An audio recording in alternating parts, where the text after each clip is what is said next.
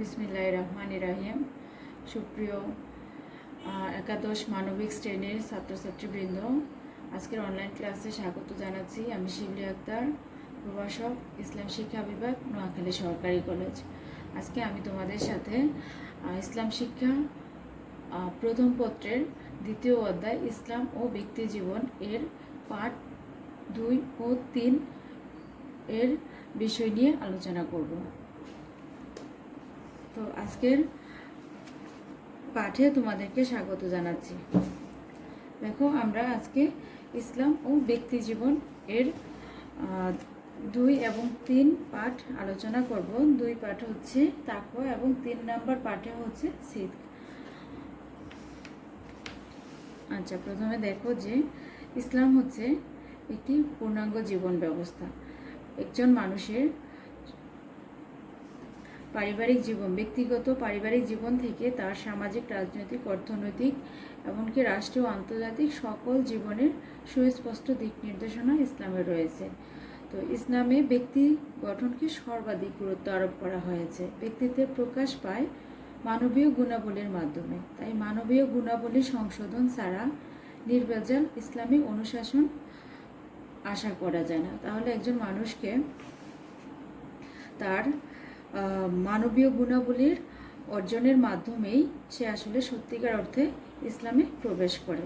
তাহলে সেই মানবীয় গুণাবলী অর্জনের জন্য আমাদেরকে কি কি বিষয় অনুশীলন করতে হবে, সেই বিষয়গুলো নিয়েই আমরা ইসলাম ও এর ব্যক্তি জীবন এই অধ্যায়ে আলোচনা করব। তো প্রথমে আমরা দেখব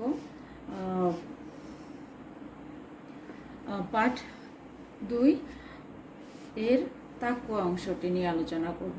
দেখো যে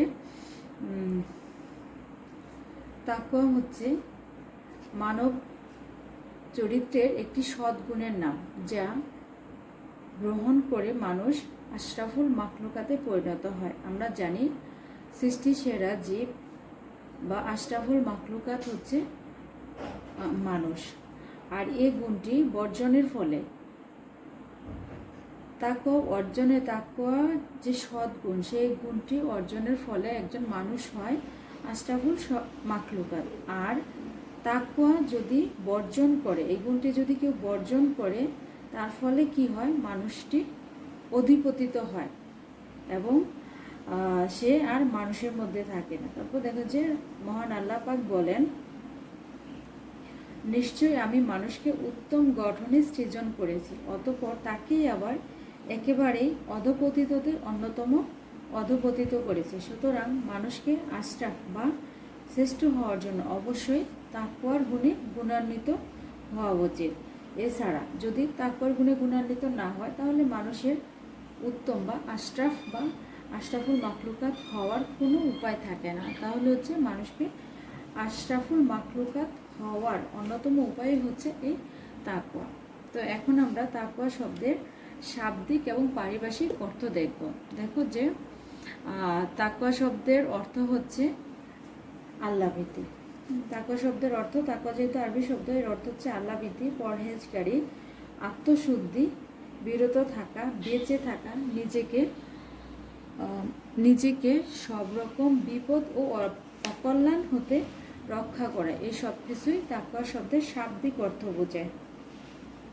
আর ইসলামী শরীয়তের পরিভাষায় যদি আমরা দেখি, মহামহিম মহান আল্লাহ পাকের ভয়ে সকল প্রকার অন্যায়, অনাচার, পাপাচার বর্জন করে কোরআন ও সুন্নাহর নির্দেশ মতো পুত পবিত্র জীবন যাপন করাকেই বলা হয় তাকওয়া। তাহলে আল্লাহকে ভয় করা মানে মহান আল্লাহর সৃষ্টি করেছেন এবং আমাদেরকে তারই নিকট ফিরে যেতে হবে এবং আমাদের ভালো মন্দ কাজের জন্য জবাবদিহি করতে হবে। এই সকল কিছু মানাই হচ্ছে আল্লাহকে ভয় করা, এটাই হচ্ছে তাকওয়া। ভালো কাজের জন্য আল্লাহর ভয়ে যদি আমরা ভালো কাজ করি, তার জন্য দেওয়া হবে চিরশান্তির জান্নাত। আর যদি আল্লাহকে ভয় না করি, মন্দ কাজ বা খারাপ কাজে নিজেকে নিয়োজিত রাখি, তাহলে আমাদেরকে নিক্ষেপ করা হবে মহাশাস্তির জাহান্নাম। তারপর দেখো যে মহান আল্লাহ পাক আমাদেরকে তার প্রতি ভালোবাসা রাখতে বলেছেন, ভয়ভীতি তার প্রতি ভীত হয়ে সৎ পথে থাকতে বলেছেন। যার মধ্যে আল্লাহভীতি থাকবে, যে ব্যক্তির মধ্যে আল্লাহভীতি থাকবে, সে সকল প্রকার পাপ, চিন্তা ও খারাপ কাজ থেকে নিজেকে বিরত রাখবে। তাহলে হচ্ছে আল্লাহর ভয়েই আমরা কি করব, সকল প্রকার খারাপ এবং মন্দ কাজ থেকে নিজেকে বিরত রাখব। তাহলে আমরা ইহ এবং পরকালীন জীবনে সফলতা লাভ করব। এ সম্পর্কে মহান আল্লাহ পাক বলেন, আর যে ব্যক্তি আল্লাহর সামনে দণ্ডায়মান, মানে আল্লাহর সামনে উপস্থিত হওয়ার ভয় করে এবং নিজেকে কুপ্রবৃত্তি থেকে বিরত রাখে, তার বাসস্থান হবে জান্নাত। কুপ্রবৃত্তি হচ্ছে আমাদের যে প্রবৃত্তিগুলো আছে, সেই প্রবৃত্তির যে অনুসরণ করা, মানে আমাদের যে খারাপ কাজের দিকে ধাবিত করে, সেই কুপ্রবৃত্তির অনুসরণ না করে আল্লাহর ভয়ে সকল প্রকার খারাপ কাজ থেকে নিজেদেরকে বিরত রাখা। এবং তাহলে কি হবে, আমরা সফলকাম হব, ইহ এবং পরকালীন জীবনে সফলকাম হবে এবং পরকালীন জীবনে আমাদের বাসস্থান হবে জান্নাত। তাহলে হচ্ছে কুপ্রবৃত্তি হলো খারাপ ইচ্ছা। যারা নিজেকে আল্লাহর ভয়ে খারাপ ইচ্ছা থেকে বিরত রাখে, তারা কী করবে, তারা অবশ্যই সফলকাম হবে। আর যে ব্যক্তি তাকওয়ার গুণে অধিকারী, যে ব্যক্তি তাকওয়ার গুণের অধিকারী, তাকে বলা হয় মুত্তাকি। সূরা বাকারার, তোমরা দ্বিতীয় পত্রে সূরা বাকারা সম্পর্কে পড়বে। আমাদের শ্রদ্ধেয় আনোয়ার হোসেন স্যার এ সম্পর্কে তোমাদের ক্লাস নিচ্ছেন এখনও, যে সূরা বাকারা 3 এবং 4 নম্বর আয়াতে মুত্তাকিদের গুণাগুণ উল্লেখ করা হয়েছে। তোমরা দ্বিতীয় অধ্যায়ে এটা সম্পর্কে আলোচনা করা হবে যখন, তখন একটু গুরুত্ব দিয়ে শুনবে, কারণ এই প্রশ্নটা মানে এটা আমাদের জানা যেমন বাস্তব জীবনে দরকার, তেমনি হচ্ছে এটা আমাদের প্রশ্নের জন্য গুরুত্বপূর্ণ। দেখো যে মুত্তাকির বৈশিষ্ট্য, সূরা বাকারে 3 এবং 4 নম্বর আয়াতে মুত্তাকিদের বিস্তারিত গুণাগুণ উল্লেখ করা হয়েছে। যেমন হচ্ছে কি করবে মুত্তাকিগণ, গায়েব বা অদৃশ্যে তারা বিশ্বাস স্থাপন করবেন, তারা সালাত কায়েম বা প্রতিষ্ঠা করবেন। যেমন পবিত্র কোরআনে অনেক আয়াতেই বলা হচ্ছে, আল্লাহ বলেন যে তোমরা সালাত কায়েম করো এবং যাকাত দাও। তারপরে দেখো আল্লাহর দেওয়া রিজিক হতে তারই পথে ব্যয় করবেন। তারপরে দেখো যে তাকওয়ার মুত্তাকির বৈশিষ্ট্যের আরেকটা বৈশিষ্ট্য হচ্ছে তারা সর্বশেষ ও সর্বশ্রেষ্ঠ নবী, সর্বশেষ এবং সর্বশ্রেষ্ঠ নবীকে হযরত মুহাম্মদ সাল্লাল্লাহু আলাইহি সাল্লাম এবং তার প্রতি অবতীর্ণ কিতাব কোনটি, আল কোরআন, তার প্রতি বিশ্বাস স্থাপন করেন যারা মুত্তাকি। তারপরে দেখো যে তারা পূর্ববর্তী সকল আসমানি কিতাবে বিশ্বাস স্থাপন করেন, মানে কোরআনের পূর্ববর্তী যে সকল আসমানি কিতাব আছে, আমরা জানি মোট 104 খানা আসমানি কিতাব এবং কোরআন বাদ দিয়ে হয় 103 খানা। তার মধ্যে সেই কিতাবের প্রতি আমাদেরকে বিশ্বাস স্থাপন করার কথা বলা হয়েছে। এছাড়া তারা পরকালের প্রতি দৃঢ় বিশ্বাস স্থাপন করবেন। ইহকালের পরে যে একটা জীবন আছে, মৃত্যুর পরে যে জীবন, সেই জীবনের প্রতি দৃঢ় বিশ্বাস রাখেন কারা, যারা মুত্তাকি, যারা আল্লাহর প্রতি মানে যারা তাকওয়ার অনুসারী, যারা আল্লাহর প্রতি ভয়ভীতি স্থাপন করে, তারাই হচ্ছে কি করে মুত্তাকি, তারা পরকালে বিশ্বাস স্থাপন করে। আচ্ছা, তারপরে দেখো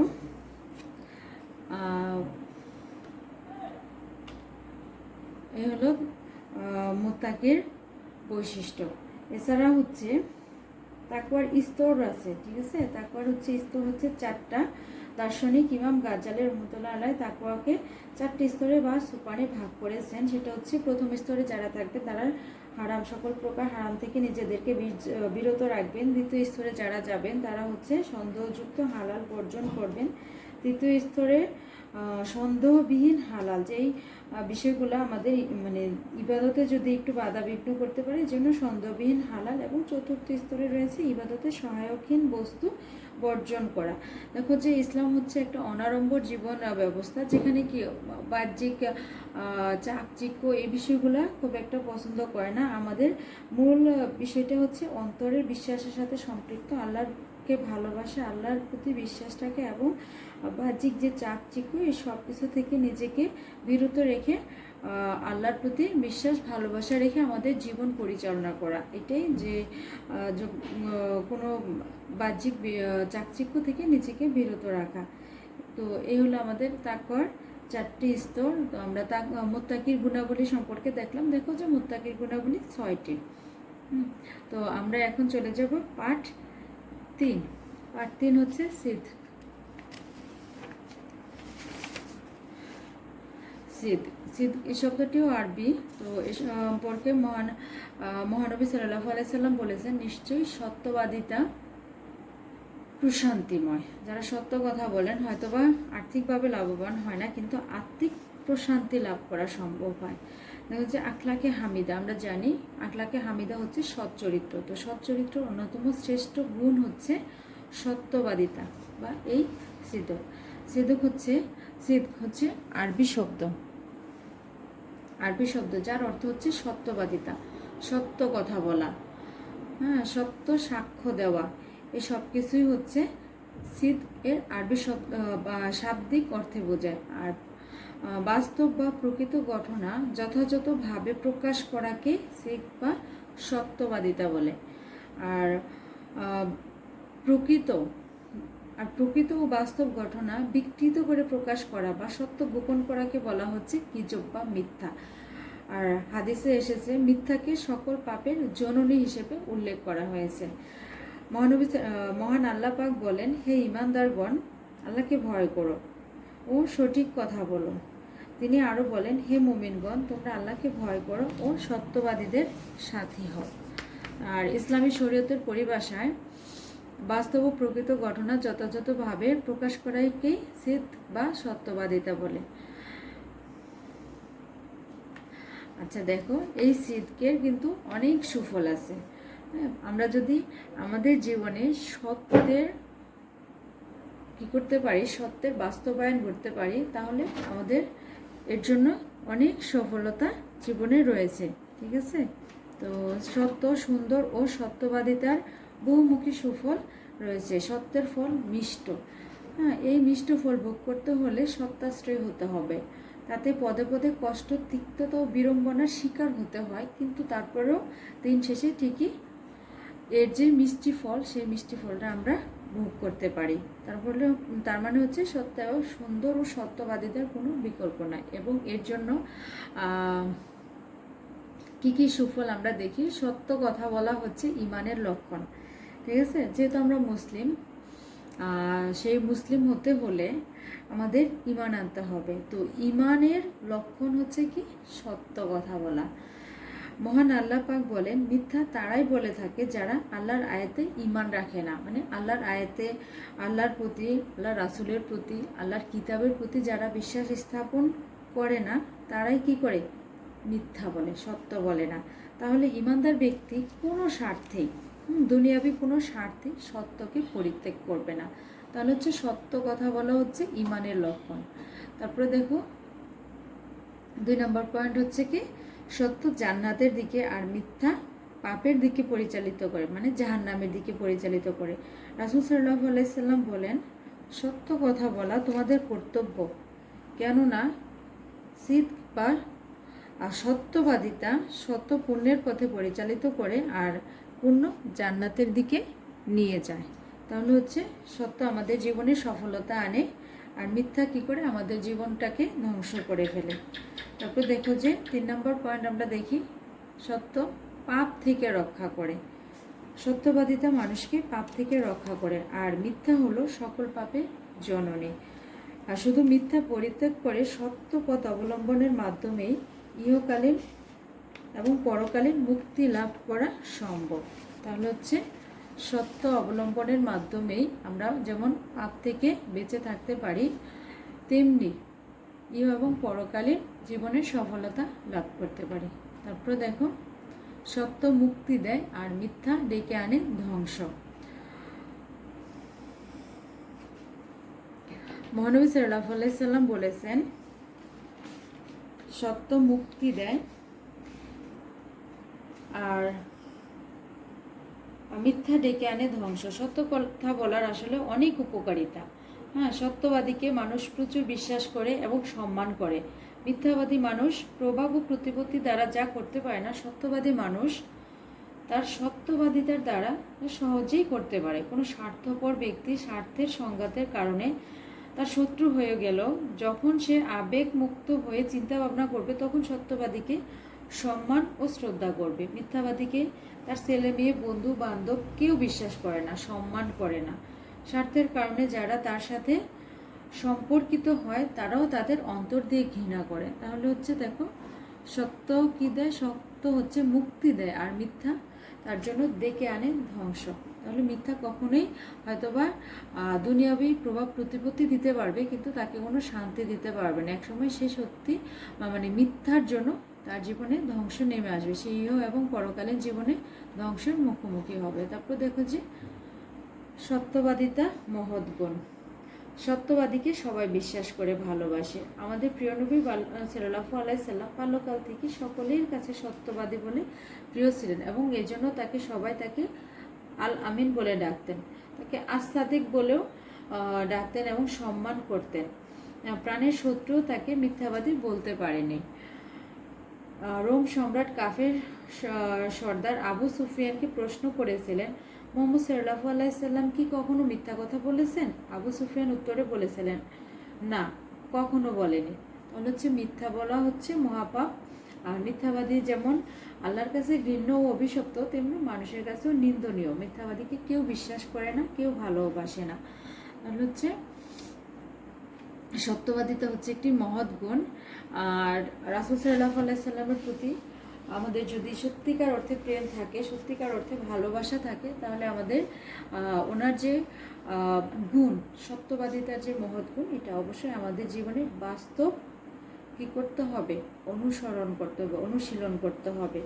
আসলে চরিত্র ধারণ করতে হলে প্রথমে আমাদের সত্যবাদিতার যে সদ্গুণ, সেই গুণটাকে আমাদের জীবনে ধারণ করতে হবে। তারপর দেখো ইবাদত কবুলের শর্ত। ইবাদত কবুলের শর্ত। মিথ্যাবাদীরা সিয়াম, সালাত ইত্যাদি ইবাদত আল্লাহর দরবারে কবুল হয় না। মহানবী সাল্লাল্লাহু আলাইহি সাল্লাম বলেন, যে ব্যক্তি মিথ্যা বলে এবং সে অনুসারে কাজ করা ত্যাগ করে না, তার খাদ্য পানীয় পরিত্যাগ করে, সাওম আল্লাহর কোনো প্রয়োজন নেই। মানে হচ্ছে মিথ্যা বলছে এবং সে অনুযায়ী কাজ, যে মিথ্যা বললে তার আসলে তার ইবাদত বন্দেগীর কোনো মূল্য নাই। ঠিক আছে? তার মানে হচ্ছে রাসূল বলেছেন, যে ব্যক্তি মিথ্যা বললে তার ইবাদত কবুল হবে না। তাই ইবাদত কবুলের পূর্ব শর্ত হচ্ছে সত্যবাদী হওয়া। তো আরেকটা পয়েন্ট আছে, দেখো যে সন্তোষ প্রদান। রাসূল সাল্লাল্লাহু আলাইহি সাল্লাম বলেছেন, যা সন্দেহের উদ্রেক করে তা বর্জন করো, যা সন্দেহের উদ্রেক করে না তা গ্রহণ করো। কেননা সত্য সন্তোষ প্রদান করে এবং মিথ্যা সন্দেহের উদ্রেক করে। তো আজকে তোমাদের সাথে এই পর্যন্তই থাকলো। আজকে আমি তোমাদের সাথে ইসলাম ও ব্যক্তি জীবন দ্বিতীয় অধ্যায়ের প্রথম পত্রের দ্বিতীয় অধ্যায়ের পাঠ 2 এবং 3 নিয়ে আলোচনা করেছি, যেখানে তাকওয়া এবং জিদ সম্পর্কে আলোচনা করা হয়েছে। তো আমরা পরবর্তী ক্লাসে পাঠ 4, 5, 4-এ আছে হচ্ছে কিজব বা মিথ্যাচার, 5-এ আছে হচ্ছে সবর, তারপর হচ্ছে 6-এ আছে জিকর। এই বিষয়গুলো নিয়ে আলোচনা করার চেষ্টা করব। তো তোমরা এই করোনাকালীন সময় যে যেখানে আসো সবাই ভালো থাকার চেষ্টা করবে, আর আমাদের অনলাইন ক্লাসগুলো করো, রেগুলার করার চেষ্টা করো, রেগুলার পড়াশোনার মধ্যে থাকো। তো আজকে তোমাদের সাথে এই পর্যন্তই থাকলো। ভালো থাকবে। আসসালামু আলাইকুম।